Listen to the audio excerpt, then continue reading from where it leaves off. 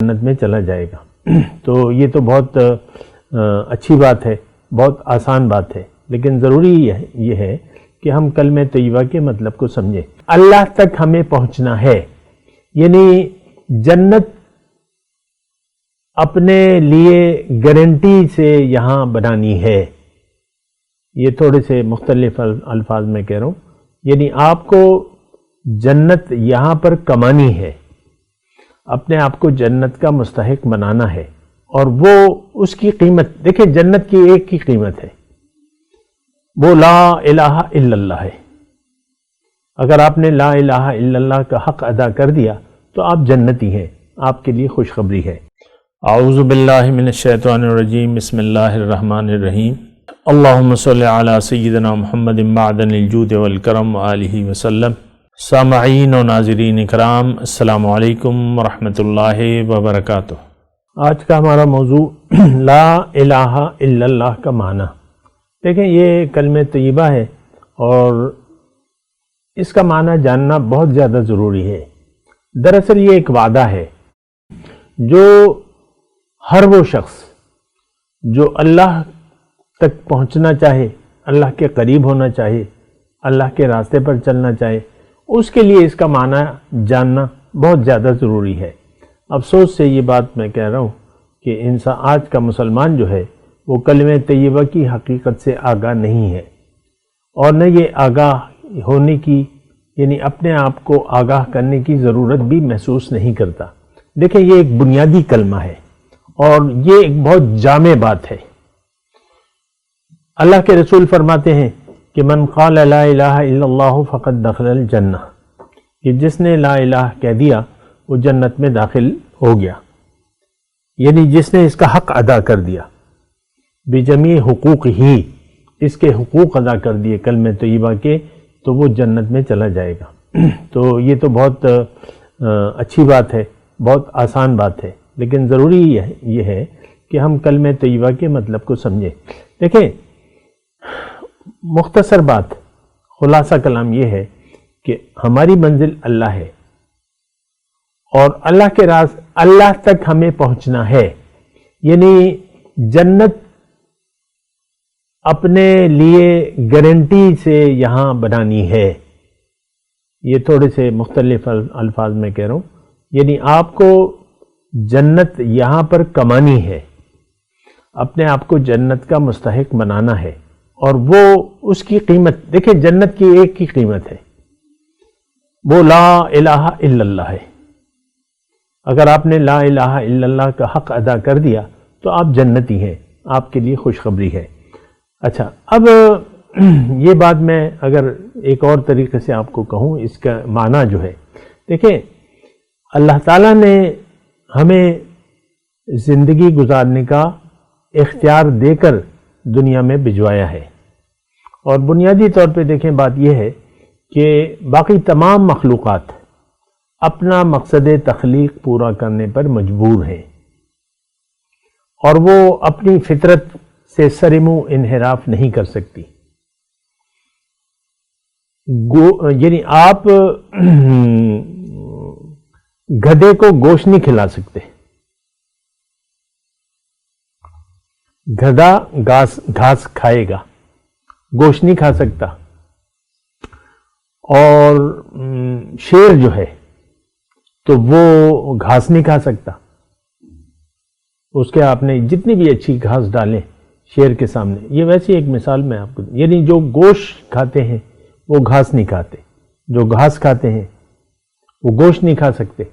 تو یہ فطرت ہے، ہر یعنی جو بھی اللہ کی تخلیقات ہیں یا جو بھی ہیں تو وہ مجبور ہیں، چھوٹی سے چھوٹی چیز یا بڑی سے بڑی چیز، سورج اللہ نے بنایا ہے، اس کا ایک راستہ ہے، اللہ تعالیٰ نے اس کے لیے ایک راستہ، ایک طریقہ کار، ایک کام مقرر کر دیا ہے، وہ اپنا کام کر رہا ہے۔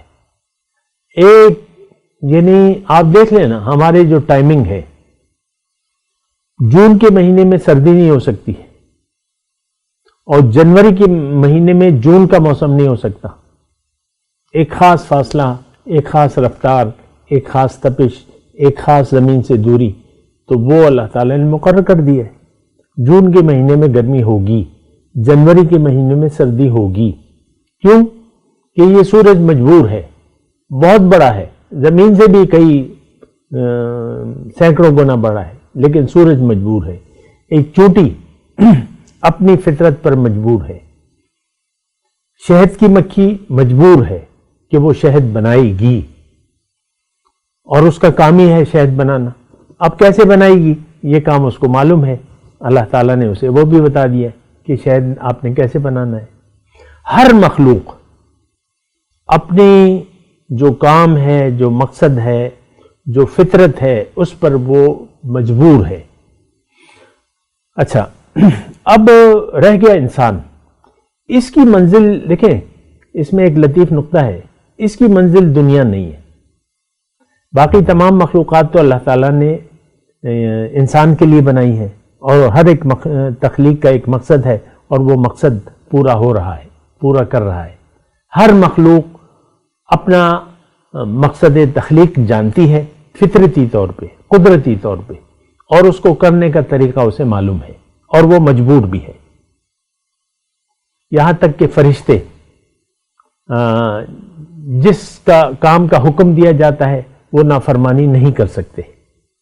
لا یعصون اللہ ما امرہم ویفعلون ما یؤمرون۔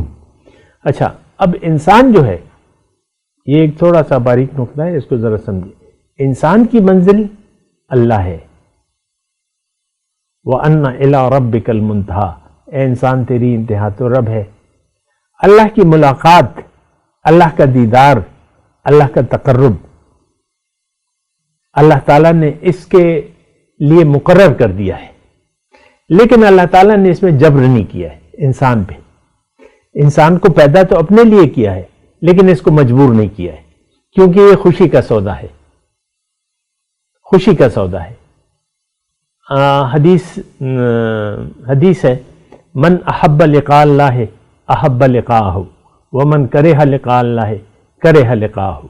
جس نے پسند کیا اللہ کی ملاقات کو، اللہ بھی اس کی ملاقات کو پسند کرے گا۔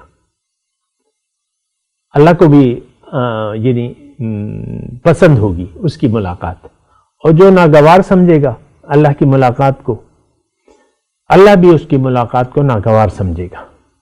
یعنی اس میں یہ زبردستی کا سودا نہیں ہے، یہ شوق کا سودا ہے۔ ان ھذہ تذکرۃ فمن شاء اتخذ الی ربہ سبیلا، سورہ مزمل کا مضمون ہے کہ دیکھو یہ تو ایک نصیحت ہے، یہ قرآن ایک نصیحت ہے۔ ان ھذہ تذکرۃ فمن شاء اتخذ الی ربہ سبیلا، پر جس کا جی چاہے اپنے رب کا راستہ اپنا لے، جو چاہے، جو نہیں چاہے ظاہر ہے پھر اللہ تعالیٰ نے اس کو آزادی دے دی ہے۔ تو پھر دوسری آیت ہے، وَقُلِ الْحَقُّ مِن رَبِّكُمْ، حق تو تمہاری رب کی طرف سے آ گیا۔ فَمَنْ شَاءَ فَلْيُؤْمِنْ وَمَنْ شَاءَ فَلْيَكْفُرْ، جس کا جی چاہے یقین کر لے، جس کا جی چاہے انکار کر دے۔ یہ مرضی کا سودا ہے۔ جو نہیں چاہتا رب کی ملاقات کو، اللہ بھی اس کی ملاقات کو ناگوار سمجھے گا، اور جو نہیں چاہتا اللہ کی ملاقات کو، دین پر عمل کرنا اس کے لیے بہت مشکل ہے۔ وہ دین کو نہ جان سکتا ہے، نہ اس کو ہدایت ملے گی، اور نہ اس اللہ کے راستے پر وہ چل سکتا ہے۔ آج اپنی مرضی کے خلاف اللہ کی مرضی کے مطابق جینا ہمارے لیے مشکل ہے۔ دیکھیں بات کو سمجھے ذرا، ایک ہے اللہ کی مرضی اور ایک ہماری مرضی ہے۔ اللہ تعالیٰ نے ہمیں نفس دیا ہے جس کو ہم نفس امارہ کہتے ہیں۔ اچھا، اللہ تعالیٰ نے یعنی یہ نفس امارہ کیا ہے؟ یہ ہماری ایک خواہشات کا ایک مجموعہ ہے۔ زیادہ تفصیل تو میں اس وقت نہیں ہے، اس کے متعلق میرے کلپ موجود ہیں، لیکن ابھی میں آپ کو یہی کہہ رہا ہوں کہ نفس جو ہے وہ انسان کو ظاہر پر آمادہ کرتا ہے۔ ان النفس لامارۃ بالسوء، برائی پر آمادہ کرتا ہے۔ برائی کیا ہے؟ کہ دنیا کو مقصد بنا لو، دنیا کے پیچھے چلو، دنیا کی سوچو اور دنیا کے لیے زندگی گزار دو۔ یہ نفس کا تقاضا ہے۔ اب یہ نفسانی تقاضے ہیں، مختلف تقاضے ہیں، ابھی موقع نہیں ہے لیکن میں مختصر آپ کو بتا رہا ہوں۔ دیکھیں، مختصر بات یہ ہے، اللہ تعالیٰ نے ہمیں اختیار دیا ہے۔